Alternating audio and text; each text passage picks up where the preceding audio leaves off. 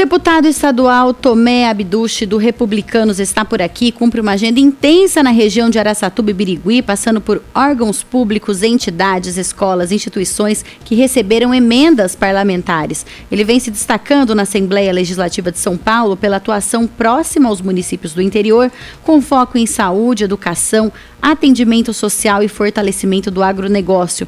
Para falar sobre os recursos destinados à região, os bastidores dessas articulações, a agenda no interior e também o cenário político para 2026, a gente conversa agora com o deputado estadual Tomé Abduche. Tomé, muito bom dia, muito obrigada por estar aqui, é uma honra recebê-lo. Bom dia, Suelen, bom dia, Jonathan. Para mim é um grande prazer estar nessa região maravilhosa, na Rádio Jovem Pan Araçatuba, tendo a oportunidade de conhecer um pouco mais, né, desse povo aqui, que é o povo que acorda cedo, trabalha e que move o Brasil. Um prazer enorme. Uma região quente, hein? Você deu sorte, porque não tá fazendo o calorão que essa região costuma fazer, viu? Olha, sabe que eu desci do aeroporto aqui, já estavam 32, 33 graus, olha, temperatura maravilhosa, tá adorei. Tá fresquinho, viu? Tá fresquinho, tá fresquinho. Aqui tá frio hoje, tá frio. Deputado, como que você veio, né? Você é empresário, é engenheiro civil, veio da atuação também como comentarista político. Em que momento que você decidiu transformar esse engajamento em mandato público? Para a gente começar de onde veio, de como você surgiu na política. Puxa, Suelen, obrigado pela pergunta. Eu vim de uma família simples, comecei a trabalhar aos 16 anos de idade, como estoquista em loja de shopping. Aos 18 anos eu entrei em engenharia no Mackenzie, né, uma universidade lá em São Paulo, e eu precisava ajudar meu pai a custear a faculdade. Fui tentar arrumar um emprego, não consegui, porque a faculdade era integral, eu não tinha experiência como engenheiro civil. Fui tentar um estágio, ele pagava a metade do que custava a faculdade, e aí eu tive que tomar uma decisão, né, encontrar um caminho, e eu resolvi empreender. E aos 19 anos de idade, eu montei meu primeiro CNPJ e eu comecei a fazer reformas. Reformava banheiro, hall de entrada, eu andei com lata de tinta no ônibus alguns anos da minha vida. E para todos que acordam cedo, trabalham, têm resiliência e têm integridade, a vida dá certo. Eu com 23 anos já tinha mais de 100 colaboradores da empresa e ao longo dos últimos 30 anos eu construí uma empresa muito significativa a nível nacional. E aí quando você tem sucesso, né, e com a educação que eu tive, meu pai sempre teve um coração muito grande, sempre me ensinou a ajudar as pessoas. Eu estava fazendo um trabalho social numa região muito pobre de São Paulo, próximo ao Ceasa, muita gente dormindo na rua num mês de inverno. Eu sou muito magro, então eu passo muito frio, então eu vou levar cobertores. E eu entreguei um cobertor para um rapaz que pegou na minha mão, olhou nos meus olhos e me falou assim: você podia dar mais um para minha menina? Ela tá ali, ó. Eu olhei para o lado, eu vi uma menininha de 6, 7 aninhos, de blusinha de alça, shortinho, enrolada no jornal. E eu me emocionei muito com aquilo, entreguei o cobertor, eu comecei a chorar dentro do carro. Sempre fui muito equilibrado, mas eu te confesso que eu me desequilibrei aquele dia, lembrando dessa menina, né, os olhos dela fundos, cheia de olheira, uma menininha, uma criança que tem a idade do filho que eu tenho hoje. E ali eu tomei uma decisão que eu não seria mais uma pessoa que somente reclamaria e ia fazer alguma coisa para poder ajudar o Brasil. Então foi aí que começou a minha veia, a minha vontade de poder entrar para a política ou realmente criar algum tipo de movimento que pudesse levar para as pessoas a importância de a gente votar de maneira correta. E aí comecei para Paulista, naquele momento, 2012, 2013, começavam as primeiras manifestações pelos 20 centavos, os black blocs quebrando a rua, e eu compreendi que se a gente não politizasse as pessoas, nós nunca conseguiríamos mudar o destino do Brasil. E aí começa o movimento nas ruas, né, que eu sou hoje o presidente da associação, e desde lá de trás eu venho organizando manifestações por todo o Brasil para poder lutar contra a corrupção e também para poder politizar as pessoas. Esse foi meu início. E você foi eleito em 2022 com mais de 221 mil votos. O que esse resultado representou para você pessoalmente e politicamente? Olha, Suelen, eu sempre, eu nunca me preocupei, né, com voto, nunca me preocupei. Na verdade, eu nunca me passou pela cabeça lá atrás me tornar um político. O que eu queria realmente era ajudar o Brasil de alguma maneira. Mas ao longo dos anos, por conta das manifestações que nós sempre organizamos, eu sempre tive muita relevância, né, nessas manifestações a nível nacional, começaram a me chamar para fazer comentários políticos. Então eu passei a fazer comentários na própria Jovem Pan durante muitos anos, na CNN, na Gazeta. E quando chegou as eleições de 2022, o governador Tarcísio veio para São Paulo, ele me ligou, falou: Tomé, estou indo para São Paulo e eu queria conversar com você. Passou na minha empresa, fomos almoçar junto, e ele me contou, né, que ele sairia candidato a governador do estado de São Paulo, que o presidente Bolsonaro estava o apoiando, até me perguntou o que eu achava. Falei: puxa vida, Tarcísio, você tem vontade? Ele falou: tenho muita, eu quero muito poder agregar, né, o meu valor, tudo que eu aprendi para o estado de São Paulo. Eu falei: puxa, muito bom. Aí nós começamos a caminhar juntos, fiz alguns almoços na minha casa, convidando empresários que são relevantes dentro do estado para conhecê-lo. Aí um dia ele virou para mim e falou assim: Tomé, por que você não sai candidato?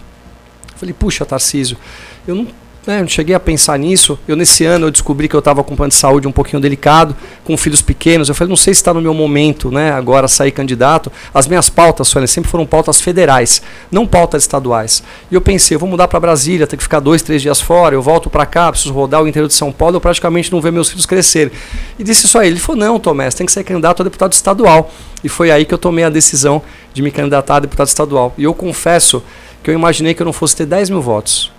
E quando abriram as urnas, né, que veio a votação, que foram mais de 221 mil votos, para mim foi uma emoção muito grande. E eu percebi que a voz de uma única pessoa, quando a gente tem amor pelo país, quando a gente tem vontade, quando nós temos um desejo de mudança, ela cresce. E a minha voz, graças a Deus, chegou para muitas pessoas que, como eu, também têm esse sentimento de mudança. Eu acabei sendo muito votado. Então foi uma alegria tremenda.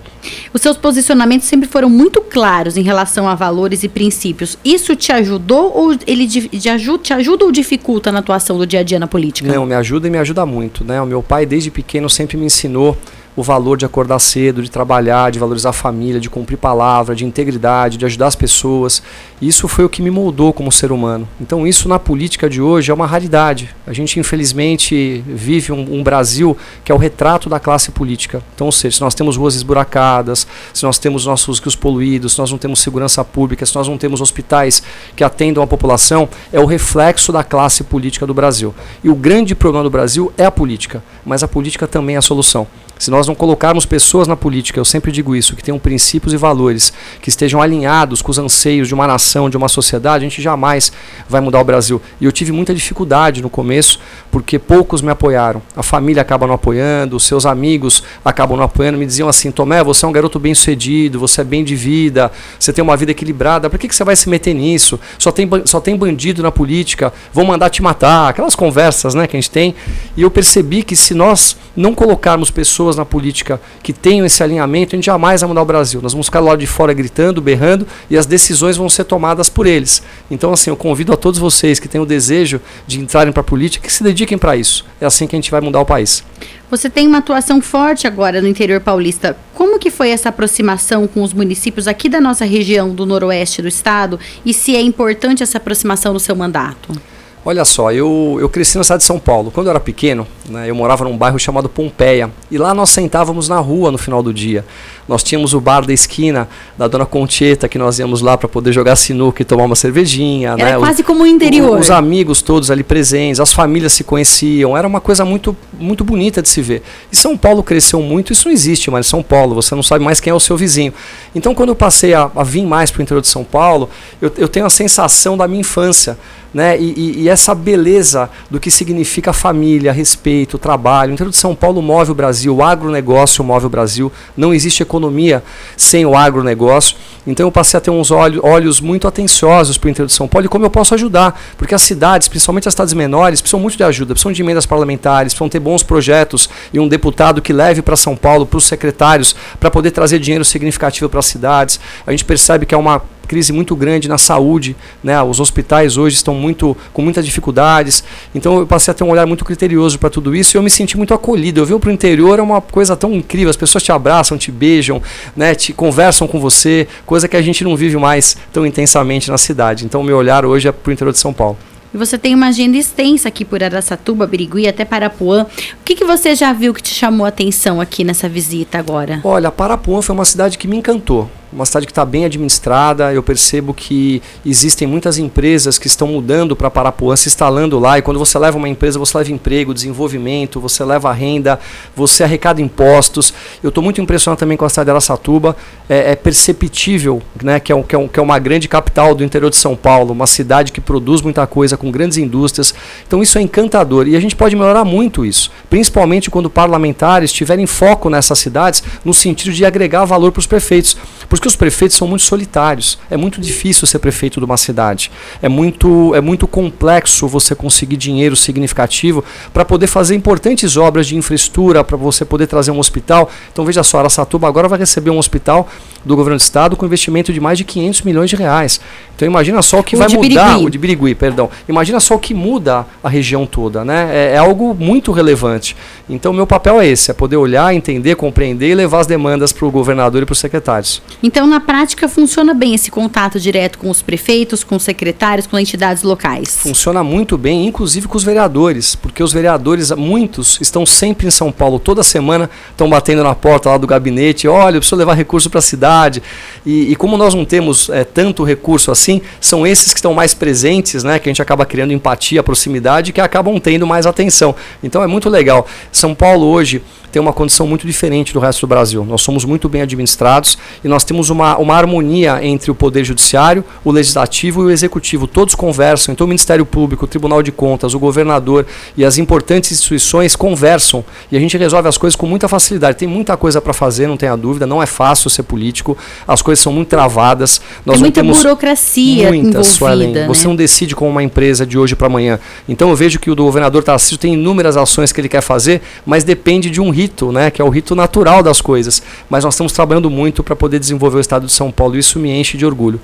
Tomé, a gente percebe que você tem uma atuação bem forte nessa parte da área da saúde, né, das emendas que você acaba priorizando, tanto aqui na região, tem recursos para cidades menores, Guararapes, Brejo Alegre, Bilac, Hospital Ritinha Prates também, Hospital Veterinário Meu Pet. A saúde aparece como uma prioridade, é isso, no seu mandato? Não tenha dúvida, né? Nós estamos hoje com a pirâmide invertida no Brasil. Mais pessoas estão entrando no sistema de saúde, ou seja, a população está envelhecendo e menos pessoas estão entrando nas escolas. Então a saúde hoje ela está de ponta cabeça, porque ela recebe um volume de pessoas muito maior do que recebeu no passado. Inclusive nós aprovamos na Assembleia, e foi uma guerra com a esquerda, um projeto de lei que flexibilizou 5% do valor aplicado na educação para poder também ser utilizado na saúde. Por que disso? Existe uma lei federal que diz que 25% de todos os tributos arrecadados no país, eles devem ir obrigatoriamente para a educação. Porém, São Paulo tinha uma lei complementar que passou de 25% para 30%, mas eles colocaram um jabuti no meio de tudo isso. Nesses 30%, nós tínhamos que pagar também aposentados e pensionistas. Então, na verdade, o valor sempre foi 25%. O que o governador Tarcísio fez? Ele retirou esses 5% que pagavam aposentados e pensionistas, passou a pagar direto pelo governo do estado, ou seja, o valor passou então a ser 30% mesmo e não 25%. E ele pediu que 5% fosse flexibilizado para que nós pudéssemos usar tanto de um lado quanto do outro, dependendo da necessidade. E essa aprovação foi muito importante porque passamos a ter um pouco mais de recurso para enviar para a saúde. A saúde está muito degradada e precisa de muita ajuda, a gente sabe disso. Uma outra área que você também tem uma boa atuação, tem se dedicado, é na área do agro. Então tem projetos voltados ao homem do campo. Qual é hoje o principal desafio do agro no interior paulista, na sua visão? Eu acho que é a segurança jurídica, né, ter a certeza que as propriedades não vão ser invadidas por esse grupo terrorista que é o MST. Infelizmente o governo federal chama o agro de fascista, eles não têm noção do que eles dizem. O agro é o que move o Brasil, não existe economia no Brasil sem agronegócio. A cada 5 pratos servidos no mundo, nós sabemos que pelo menos um vem do Brasil. Então, ou seja, nós somos muito fortes, é o povo que acorda cedo, que trabalha, que produz riqueza, que tem princípios e valores, que valoriza a família, que é patriota, que acredita no Brasil, que tem as cores verde e amarela dentro do seu coração. E alguém precisa defendê-los. E tem muita gente importante no estado hoje defendendo o agronegócio. Nós não tivemos invasões significativas dentro do estado e as que aconteceram, elas foram rapidamente já evitadas por conta da ação do governador Tarcísio de Freitas. Então, eu procurei criar projetos de lei para poder defender o agricultor. Um dos projetos de lei que nós criamos é um projeto que qualquer invasão de propriedade, as pessoas que estão invadindo perdem direitos sociais. Não tem sentido você invadir uma propriedade privada e estar recebendo Bolsa Família. E nós criamos também um outro chamado Abril Amarelo, que é para a gente poder criar conscientização para fazer um contraponto com o Abril Vermelho, que é quando o MST ataca, né, e invade propriedades em todo o país. Então o agronegócio hoje para mim é uma grande prioridade. E eventos como Festa do Peão e Rodeios têm forte impacto econômico aqui na região. Como que você vê a importância dessas tradições para o desenvolvimento regional? Olha, eu tenho apoiado muito os rodeios ao longo do interior de São Paulo, né? Existe um estudo que diz que a cada R$1 investido, R$1,6 voltam em tributos para os cofres públicos por conta do turismo na região. Fora que As pessoas são tão simples, sabe, Suelen? E quando você cria um evento onde você pode estar chamando a família, um evento esportivo, um evento onde você traz turismo para a cidade, você leva para essas pessoas algo muito importante, que é poderem curtir o final de semana ao lado da família, ao mesmo tempo o desenvolvimento. Então eu tenho apoiado bastante, tenho ido muito nos rodeios. Eu tenho um grande amigo chamado Buffalo Bill, que é um narrador de rodeio que eu gosto muito, e ele me apresentou, né, esse mundo do rodeio. E eu te confesso que eu fico encantado, porque são famílias. Você tem desde uma criancinha pequena com o chapéuzão ali, com a bota dele, até um senhorzinho de idade. Então é algo que tem me encantado muito, e esse ano aqui eu devo ir para pelo menos uns 30 rodeios. Por falar nessa caminhada que você vai participar aí dos rodeios, tem feito essas visitas ao interior, tem a caminhada, vou falando em caminhada literalmente, do Nicolas Ferreira. Você participou também dela? Eu participei, eu confesso a vocês que esse garoto Nicolas é um menino maravilhoso. Olha, ele trouxe de volta a esperança para o povo brasileiro. Nós estávamos todos muito assustados em nos manifestarmos. Eu sei porque organizei manifestações ao longo da minha vida toda e as pessoas não queriam mais se manifestarem por medo de decisões do Supremo Tribunal Federal que prenderam pessoas inocentes ao longo de todo o Brasil. É uma barbaridade o que nós estamos vivendo, né? Essa agressão que está sendo feita, essa perseguição, esse descumprimento da nossa Constituição, pessoas presas com penas de mais de 14 anos por conta, né, eu vou colocar aqui entre aspas, de simplesmente um vandalismo. Ali não houve um golpe de Estado, ninguém quis acabar com o Estado democrático de direito como tentaram criar. E o Nicolas, ele trouxe de volta a esperança para o povo brasileiro. Ele começou caminhando sozinho, né, 2 ou 3 pessoas ao lado, e aí pessoas foram se juntando. Eu me juntei com ele ao longo dessa semana da caminhada na quinta-feira pela manhã. Já deviam ter ali umas 1000 pessoas andando ao lado dele, e conforme os dias foram passando, foram mais de 150 quilômetros que eu tive o prazer de estar andando ao lado dele e de outros deputados e também da população, e foi um dos momentos mais marcantes e especiais da minha vida, ver a população brasileira se aproximando, as ruas enchendo. Teve um momento que eu olhei para frente, Suelen, eram milhares de brasileiros para frente, para trás, e o carinho das pessoas. Começaram agricultores a levar fruta, banana, maçã, água. Conforme a gente caminhava, agricultores com máquinas agrícolas nas estradas, os caminhoneiros passavam e buzinavam. Então nós percebemos de novo aquela esperança da nação se levantar para a gente poder trazer de volta as rédeas para as nossas mãos do destino do país. Então eu dou aqui parabéns ao Nicolas, e eu peço que todos vocês que amam o Brasil, que querem uma mudança real, que vocês se levantem e a gente possa juntos estarmos nos manifestando para trazer esse país de volta para a mão das pessoas de bem. Tomé, e a sua agenda aqui na região, você encerra em Birigui com o encontro regional. A Birigui é a capital do calçado infantil, muito forte na indústria calçadista. A gente sabe que passa por uma série de desafios, inclusive com concorrências da China e outras coisas assim. Esse tipo de reunião ajuda a alinhar que projetos futuros? Olha, primeiro entender a necessidade dos empreendedores, porque como eu já falei aqui, são os empreendedores que tomam risco, que dão a cara para bater, que empregam pessoas, que fabricam, que vendem e que pagam impostos. E eles têm muitas burocracias e muitos desafios. Então, sempre que eu escuto um empresário, principalmente os empresários que geram uma quantidade significativa de empregos, como a região de Birigui, né, na parte de calçados, eu posso ter demandas importantes para tomar ações junto aos nossos secretários e também projetos de lei que possam agregar valor para que eles tenham uma vida mais fácil. Você sabe que a esquerda sempre quer taxar, aumentar imposto, mas eles não entendem que quando eles aumentam o tributo para as pessoas mais pobres, não é para o empresário. Porque o empresário tem que colocar na conta. Então o tributo aumentou, você vai fazer a conta com o tributo maior e quem vai pagar tudo isso é a população. Ele vai repassar no valor do produto que ele produz ou do serviço. Não há dúvida disso. Então, se nós não olharmos para os empreendedores, o país não produz nada, o país não produz riqueza. Quem produz são as pessoas que dão a cara para bater, tomam um risco pelo Brasil. Então, o meu olhar é muito atencioso para essas pessoas. E você costuma dizer que o Brasil precisa de reformas estruturais. Na sua opinião, quais são as mais urgentes hoje? Olha só, nós temos uma questão muito séria, que é a questão de representatividade do nosso país. Eu não sei se vocês sabem, mas a região sul, sudeste e centro-oeste, ela arrecada 90% de todos os tributos que vão para Brasília e são distribuídos para o Brasil. Eu vou repetir, as regiões sul, sudeste e centro-oeste arrecadam 90% de todos os tributos. E olha só que loucura, o nordeste, a região norte e nordeste arrecadam somente 10%. A nossa representação em Brasília, dessas regiões todas, a região onde eu convivo, né, aqui na parte do meio do Brasil para baixo, só tem 55% de toda a representação do país. Olha que loucura, nós arrecadamos 90% e representamos somente 55%. Ou seja, quem é o presidente da casa? De onde ele vem? Da região norte e nordeste. Câmara dos Deputados em Brasília. Quem é o presidente do Senado? Da região Norte e Nordeste. Quem são os presidentes das comissões de finanças? Norte e Nordeste. Eles que decidem para onde o dinheiro vai. E qual é a região mais pobre do Brasil? A região Norte e Nordeste. Eles têm na mão 90% do orçamento, que é uma barbaridade, e esse dinheiro ele é muito mal administrado ao longo do país. Ou seja, ele vai para a região Norte e Nordeste para a corrupção, para poder reeleger sempre as mesmas pessoas, e são essas pessoas que mandam no Brasil. Então, ou seja, tem que haver uma reforma política.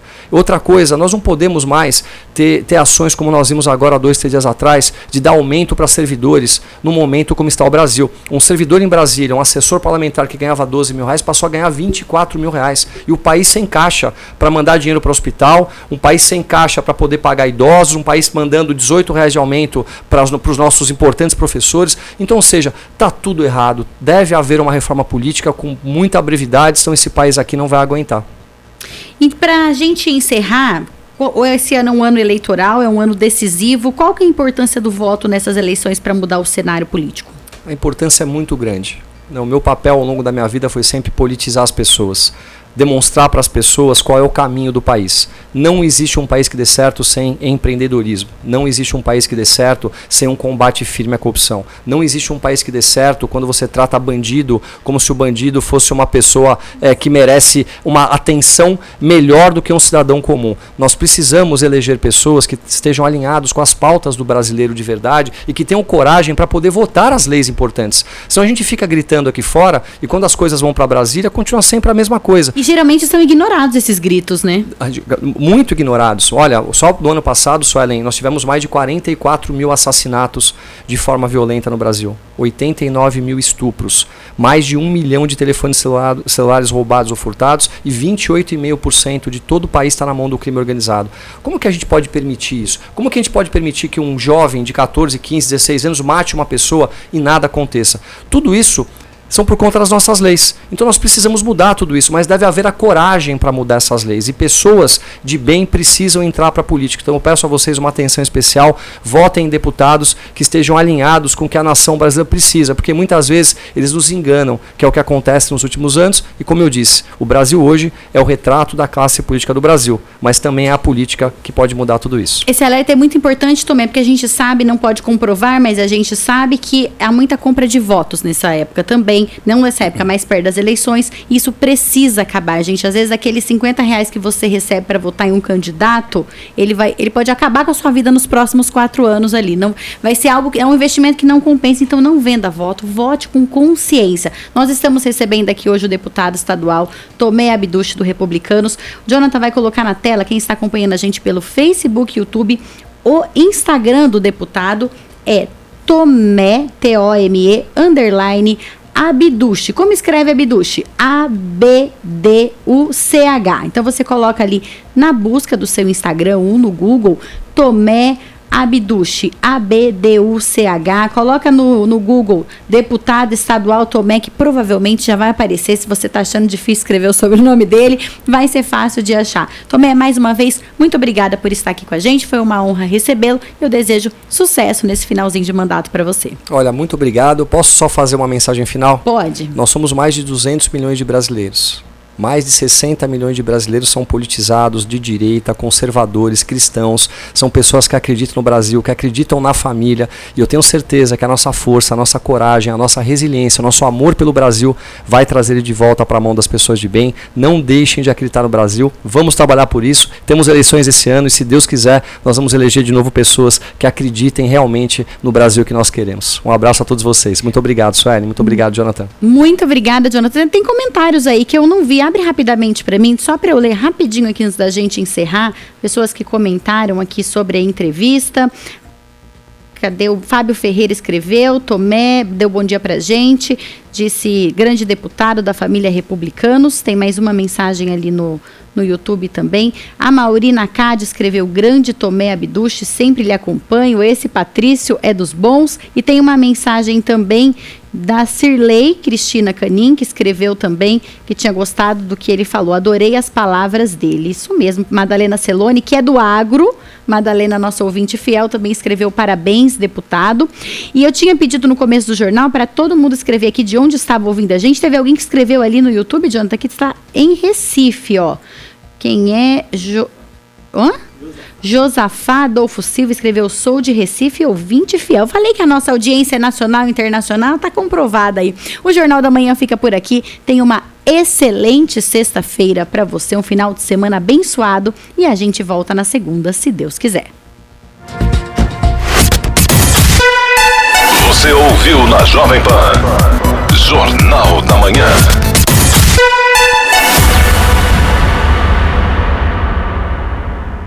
Nelore Corretora de Seguros, o melhor estudo de seguro da sua lavoura, automóvel, residencial, empresarial, máquina agrícola, do seu celular, proteção para a sua vida, sua família e seu patrimônio. Temos também o melhor consórcio e financiamento. WhatsApp 18 9